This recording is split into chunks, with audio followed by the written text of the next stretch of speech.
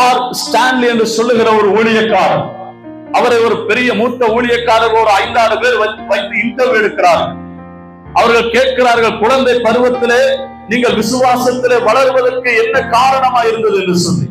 அவர் அழகான ஒரு கதையை சொன்னார். அப்பாவை சொல்லல, அவர் சொன்னார், எங்க அம்மா என்னையும் என்னுடைய சகோதரர்களையும் என்ன செய்வாங்களாம், பள்ளிக்கூடம் போகிறதுக்கு முன்பதாக காலையில எழும்ப வேண்டும், தியானம் பண்ண வேண்டும், பிரேக்ஃபாஸ்ட் சாப்பாடு கொடுக்க முன்னாடி ஒரு மனன வசனம் சொன்னதுக்கு பிறகுதான் காலை சாப்பாடு கிடைக்குமா.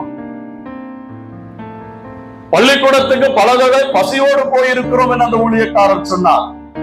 அந்த நேரம் அவருக்கு மனசுல ஒரு ஆத்திரம் இருந்ததாம், என்னடா இது எங்க அம்மா இப்படி அநியாயம் பண்ணுதே அப்படின்னு சொல்லி. ஆனால் இன்றைக்கு அவருக்கு 80 வயதுக்கு மேல் அவர் சொல்லுகிறார், என் தாய் என்னை அப்படி வளர்த்ததினாலே நான் இன்னைக்கு ஒரு புகழ்பெற்ற ஒரு ஊழியக்காரனா நான் இருக்கிறேன்.